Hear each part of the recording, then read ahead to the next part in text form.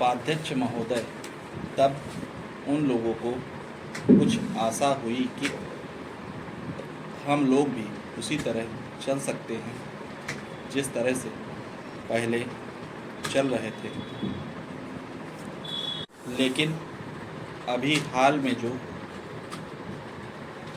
चुनाव हुआ उससे देश के धनिकों के मन में बड़ा संदेह पैदा हुआ कि इस चुनाव के बाद उनकी स्थिति वैसी नहीं रहेगी जो अब तक चली आती रही है।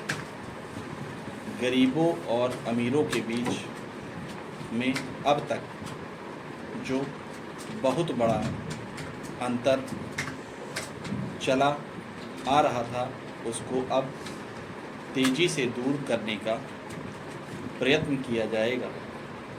श्रीमान, मैं आपका बहुत ही आभारी हूँ जो आपने सदन में चालू वर्ष के बजट पर अपने विचार प्रकट करने का अवसर दिया है। मैं इस बजट का समर्थन करना चाहता हूँ।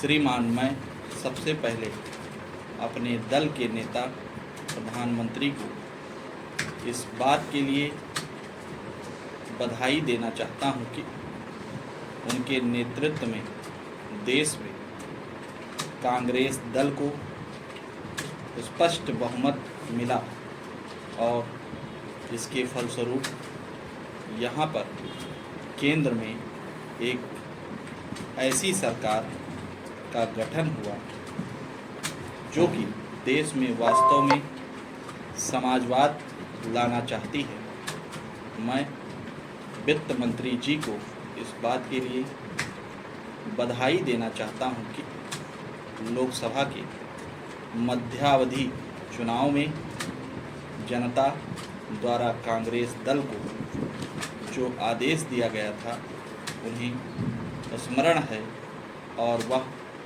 तन मन धन से उसका पालन करना चाहते हैं। वह आदेश था देश में सामाजिक और आर्थिक विषमता दूर करने का, देश से गरीबी, बेकारी और बेरोजगारी को हटाने का और देश के जो पिछड़े हुए हिस्से हैं उनका पूरा विकास करने का। साथ ही साथ इस बात का भी आदेश था कि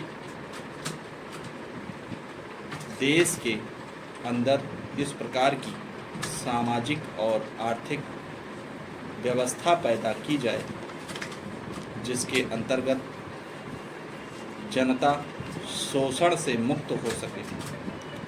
श्रीमान, यह ठीक है कि देश में कृषि के क्षेत्र में उत्पादन में वृद्धि हुई है, परंतु इसके साथ ही साथ यह भी दृष्टि में रखना चाहिए कि लागत में भी पूरी वृद्धि हुई है। इसके लिए आवश्यक है कि सिंचाई के साधन बढ़ाए जाएं और अधिक उन्नत बीजों का प्रयोग किया जाए।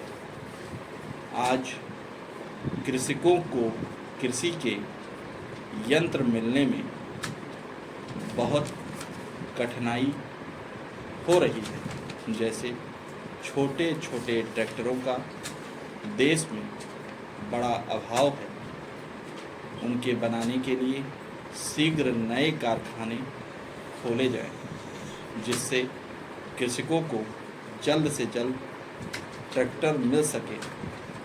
देश तभी प्रगति करेगा, हमारा ऐसा विश्वास है।